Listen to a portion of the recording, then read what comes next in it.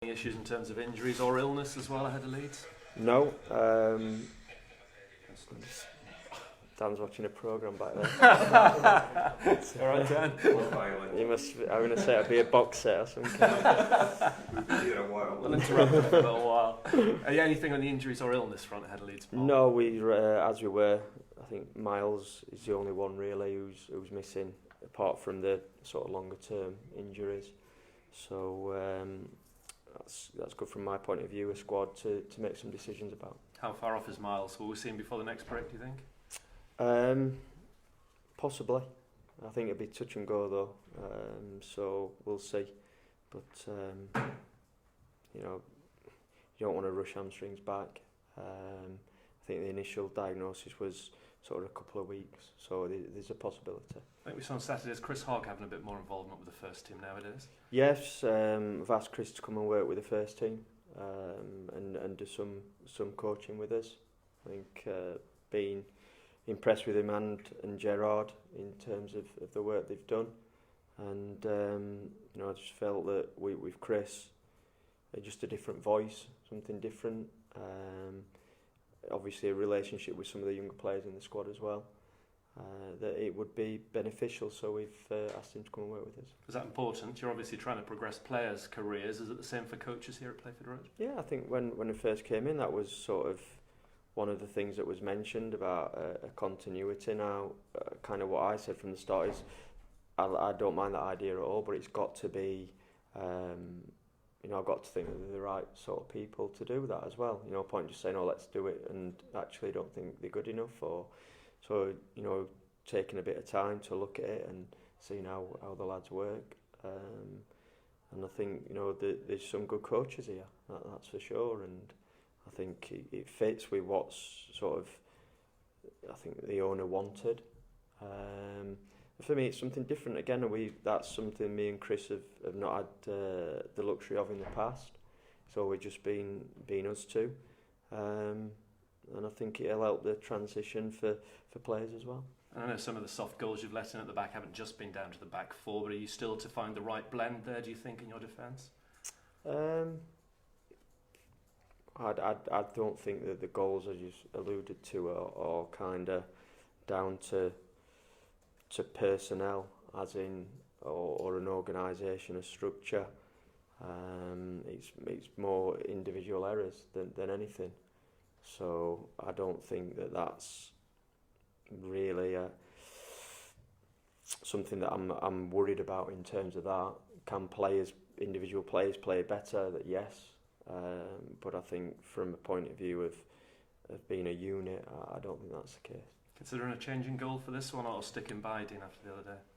I've got a few decisions to make, and just speaking there, prior to the game on Saturday, there was always a thought with this week, and the games, the opposition, the travelling, that I would not stick with the same 11. And goalkeepers are no different in my eyes from that point of view. So it's something that I am looking at. And where's Jonas in your thinking at the moment? He's on the bench. Your two World Cup players are actually on the bench, which does look a bit strange for a team struggling in the division. Yeah, it may well do to people on the outside. What I would say is they're not here, they're not on the training ground. And Jonas had a long travel last week. Didn't play the game, played near enough the full game, and then had a long travel. I think if you look at Aubameyang, for instance, I think people might think it's strange he's on the sideline and coming off the bench. So these are, I think it's easy when you're on the outside to look and think that you can make better decisions, and maybe not have the full story or have seen everything that contributes to managers making decisions. How would you describe the pressure you're under at the moment? What's the pressure like? The pressure comes from myself more than anything. The sort of noise from other areas is something that is part and parcel of being a football manager. But realistically, Like I said, I put more pressure on myself than anything. Is it ideal? Of course not. You know, we know that. But at the same time, you know, I've just got to concentrate on the job in hand. If I listen to every opinion, we'd never ever put a team out because everyone's got a different opinion on who should play, or what formation we should play, everything. So you just got to try and do the job to your best of your ability, and if that in the end is deemed not good enough, at least I can be happy and content. You know, look, like I say, look myself in the mirror and think, have I give everything I can, and I know what the answer will be to that. How hard are you finding the job? Is it horrible at the moment? You're not dreading coming into work or anything like that? No, of course not. I've said before, this job, whether it's going good, bad or indifferent, is a good job. It provides its difficulties. I knew some of those going into the job, probably learned some more things along the way. But at the end of the day, you know, you're manager of a championship football club, getting to do something that a lot of people can only dream of, and a lot of people that are, you know, out of work would love to do. So, no, I'm far from, you know, dreading coming into work, that's for sure. And I guess you can't worry about your future. You've just got to push that to one side. I've said it before, it's not my decision. While ever I'm in the job, I'll give everything to it and try to change our fortunes around. Did you get some feedback from Marcus? I think he was there on Saturday, wasn't he? No, I haven't spoken to him since Saturday. And just in general, how, in terms of the players and the pressure on them at the moment, is that something you're trying to deflect? I mean, they all know the situation, but you don't want them playing with fear, basically, do you? No, of course not. And someone actually, again, that's not directly involved, said that at the weekend, that they felt that the players looked as though they were almost, you know, scared. And, you know, that's not, I honestly don't believe that that's come from myself or the staff. And that's probably more the situation that we find ourselves in. But we've spoke before about needing to be brave, needing character, and there's no doubt that that's what's needed. One, to have a good career, and two, certainly to try and get out of the situation that we're in. So I think it's difficult. What I would say is, as a manager, you have, you know, X amount of influence. And then I've said it before, it's not putting pressure on the players, but they're the ones that go out and perform. You know, are they carrying out exactly what you're asking of them, or are they maybe inhibited, whether it's by fear, lack of form, whatever it is. So we are all in this together. But it's not simply the manager, and it's not simply the players, it's not simply the staff, it's everybody. You couldn't have asked for a much tougher game, could you, this Wednesday night? No, you know, I said it some weeks ago. I think when in the build-up to the Brentford game, Brentford and Leeds are the two best teams I've seen consistently. But one or two others certainly have impressed.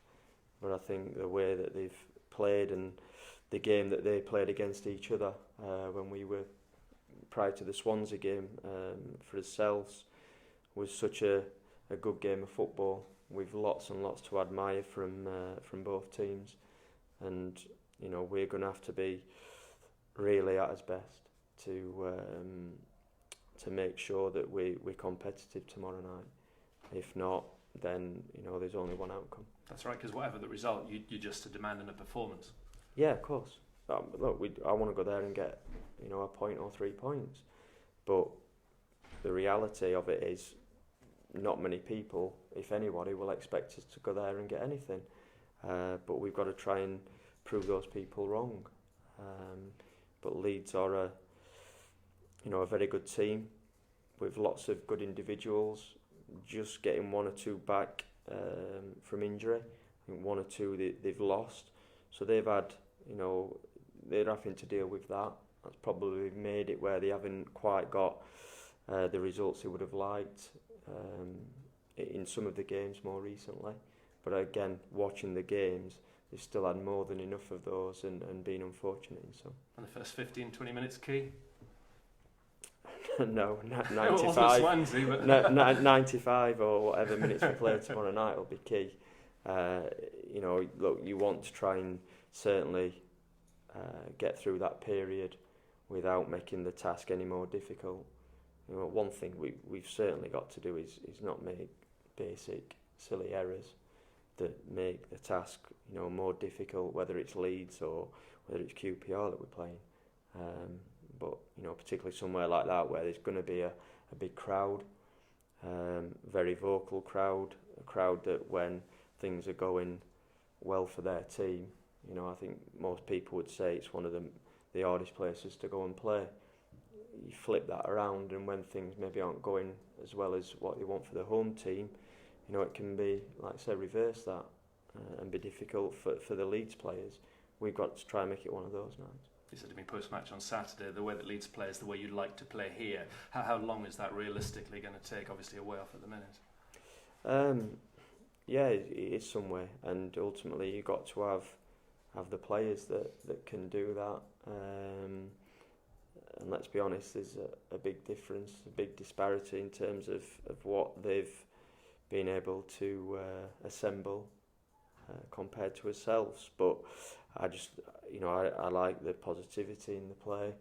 I like the way they look after the ball, but the forward runs, the energy. And I think sometimes those are there's certain aspects to the play that aren't simply about you know, money, and that's what we've got to at least try to bring to our game. Okay, thanks, Paul. Thank you. Were you hoping that that sort of identity that you spoke about, the style of play, the high press, the energy, there'd be more signs of that by now, Paul? Because obviously it wasn't in evidence on Saturday. Well, I disagree with some things. I think there's a naivety to some comments in terms of do you not think that we tried to press out of the pitch on Saturday? I would beg to differ. I could show you numerous clips. Did that always work? Or perhaps when we did press and they played it, forced them to play longer, they then had players that got hold of the ball or won headers, things like that. So I think every game's different. That's something that the players spoke about and is blatantly obvious. The Swansea game was a lot different to the QPR game. I think it's so you can't always do exactly what you want to do, and some teams come and try different things or set up differently. You can't always be, you know, we're not good enough to play just the way we want to play all the time. That's blatantly obvious. But I think there's some things in terms of an energy to us that I would have hoped would have been there more, that I think's been a little sporadic rather than a constant. Do you look back at certain moments earlier in the season and think, what if the Rotherham game, I know you've spoken about the whole mood, the whole tone could have been different? Yeah, I mean that's certainly something that sticks out, but ultimately the season is 46 games long, and you know, we can't just keep looking back, but there are sort of valid sort of points and that you raised that it could have been different. You know, I spoke about, I think when there was a lot of optimism of how that can quickly change, and it, you know, let's not kid ourselves that has changed. But I was the one trying to play that down, and everyone else seemed to want to get excited about that. So, you know, that's just the way it is. But there's certain games I think we could have had more fortune in, whether that's from decisions or maybe that's not fortune, but we could have forced the issue more and made sure that one or two things were different. You've always talked about not wanting to have any regrets. Whatever pans out, you'll do it your way. Yeah. Do you look back on anything so far and think, I wish I'd done anything differently, or are you comfortable with everything you've done because in your mind you've done it for the right reasons at the right time? Everything I've done has been for the right reasons. You know, I stand by the sort of thing that I said to you when people question, you know, team selection, things like that. You know, everyone's entitled to their opinion. That's why people love the game and get involved. But I don't think I will ever be at a point of picking a team that I don't think can do the job and is the right team on the day. That'd be ludicrous to do that. Hindsight's always a wonderful thing. You look at everything. Of course, there's one or two things. I think anyone who says they wouldn't have done anything different will probably be lying. But it was decisions made at certain times for the right reasons. But there may be I should have pushed for certain things to have happened quicker, or there's lots of things at this football club that I would change, and that's not as in putting it down. But I think for the football club to progress, which is kind of why I was brought in, and the talk about changing the football club. So irrespective of whether it's me sat here or someone else, I think there's lots that need to occur here to try to fulfil the desire and hopes of the fans. Because at the minute, with everyone wants to get promoted to the Premiership, is that a reality for Ipswich Town? At this moment in time, I don't believe it is.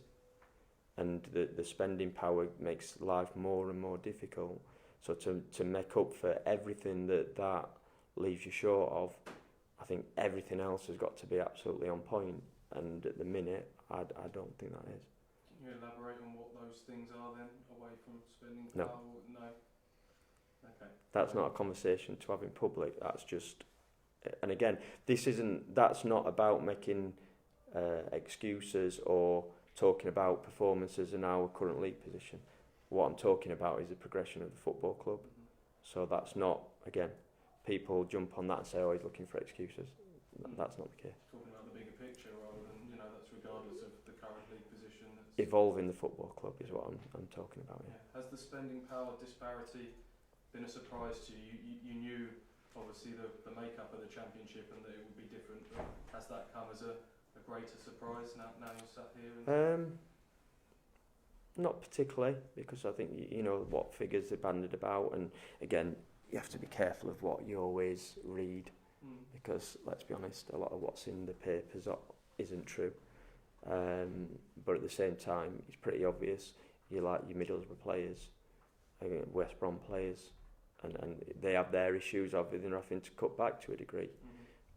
But you know that they're on figures that are probably would take, I don't know, 5 or 6 of our players to get to, perhaps sometimes more depending which ones we're looking at. But overall, it is, it has proved difficult. There's no getting away from that. And it makes me sort of laugh sometimes. I look at a team that are down there that are moaning about the budget. I think it's double ours in terms of a player going in. We can't get close to that, so it doesn't help. But I'd hope that we could have still made up for that, and at this moment in time, we haven't been able to. But it's still not impossible to change that. Matt Holland was on the radio speaking passionately about the club's current predicament. I don't know if you heard it last night, but within that, he was expressing his disappointment and concerns, and said that he'd heard that the owner was already speaking to other managers. That must be difficult for you to hear if that's being discussed in a public forum now. Again, if that's what's happening, then I've got no control over that. So that's, to my knowledge, that's kind of hearsay. If it's happened, only a couple of people will only be the ones that know whether that's true or not. So, I understand what Matt's standing is here, and it's a club he clearly cares about. I understand he was interested in the role, so perhaps he might be the person at some point that gets a go, and we'll see how he gets on with that. Very best of luck Thank you. tomorrow night. Another thing Matt said was he talked about recruitment in the summer not being good enough, and he's a player obviously came to Ipswich from Bournemouth, who are then a lower league side.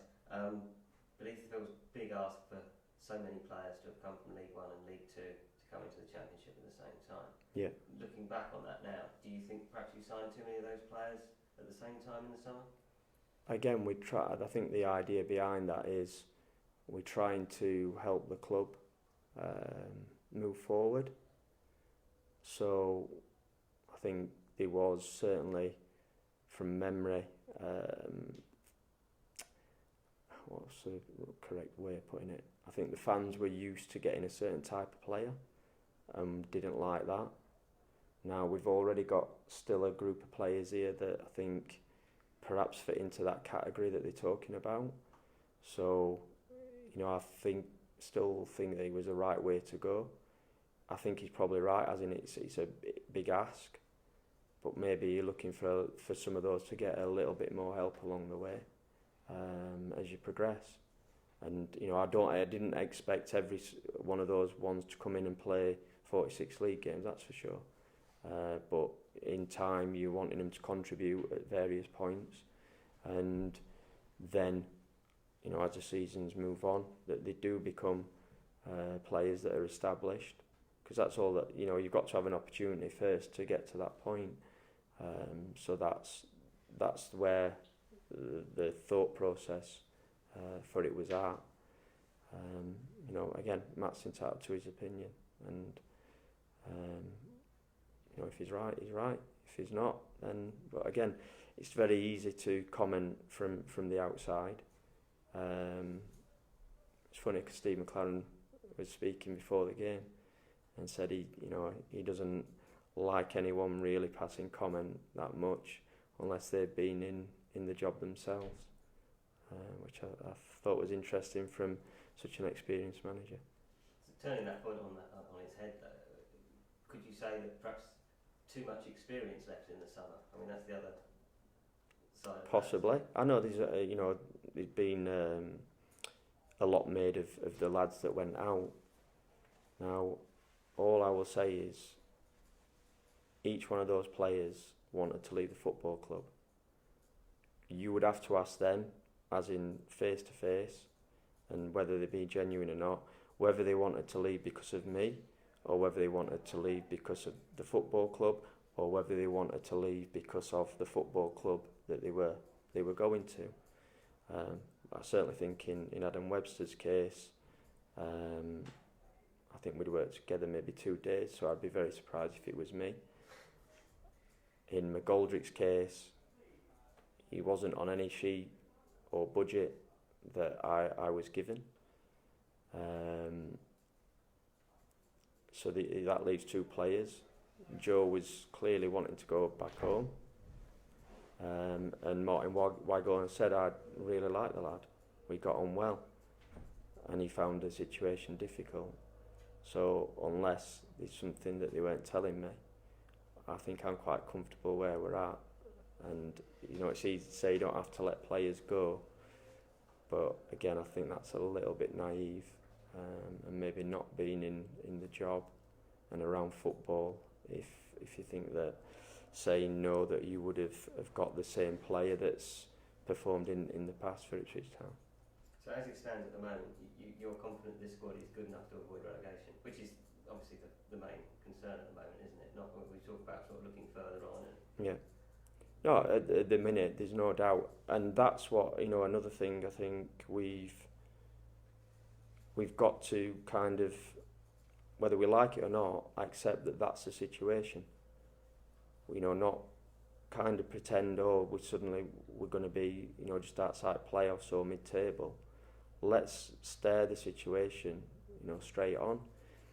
And I think that's, again, at the minute, I think there's like almost a bit sort of a confusion around the place. Instead of just saying, no, this is what we are. We're at the wrong end of the table, bottom of the table. Not rock bottom, as I've read. I'm not sure how we rock bottom when we got the same points as someone else. And one win could see us move up. But at the same time, that's where we are. So we need to accept that and be willing to do the things required to get out of that situation. Talking to Freddie just now, and he was saying that he thought maybe at the moment away games suit Town more the way you've set up. is suited perhaps more to away games, which when you look at the QPR match and the Swansea game, you can, fans will probably agree with that. Is that something that you can agree with as well? Not particularly. I think it depends on the opposition, perhaps contributes to that as well. But one thing I admit I was a little surprised about was clearly we haven't won a game since I've been here at home, but it was interesting to look at the record overall, or this calendar year, that people brought my attention to. That really surprised me because of where we're situated. And yes, it's Championship, and a lot of teams have the luxury of, sort of travelling in different ways, perhaps. So it's not quite as bad a journey, but it's still often a journey for teams. I think you'd expect Ipswich's own form, just without looking into anything, to be pretty good, and clearly that's not been the case. And I find that really strange because, again, I would suggest that it's not a difficult place for the own players to play. Saturday there was obviously some discontent, but still I played in a lot worse, or managed it a lot worse. So from that point of view, I do find it strange, and I don't know, maybe people again that have been here longer will have a sort of different thought on that, or a different idea of what it is. It's interesting speaking to a member of staff yesterday. They said they didn't feel like it felt like a big game on Saturday, and not because of the numbers that attended. Clearly, it was a good crowd, but they're just not that feeling, and that's maybe something again somehow got to get together to really, see the importance of the situation that we're in, and not just maybe think, well, it's going to be all right, because it won't be if we just think, oh, it'll be all right. That's not how it works. On Saturday, last question, lads, right? Okay. 22. A lot of fans are talking about long balls being punted forward for Freddie, who's obviously not the best in the air, and for obvious reasons. And I'm sure that wasn't what you coached on the training ground in the week before. Is that down to confidence and players just not kind of just wanting to get rid of the ball when it comes to feet? Or? I think that's one of it. I watch it back and I look at some of our decision making and not quite sure, the thought process is going through players' minds. So straight away you look at that and think, well, why is that?